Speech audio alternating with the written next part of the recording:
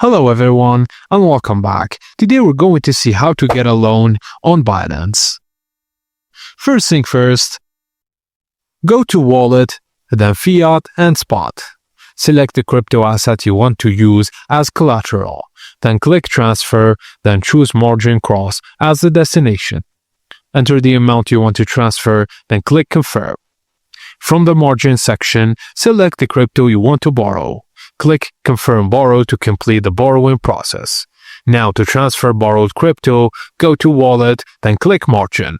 Select Transfer, then choose the destination account where you want to send your borrowed crypto, for example spot or futures.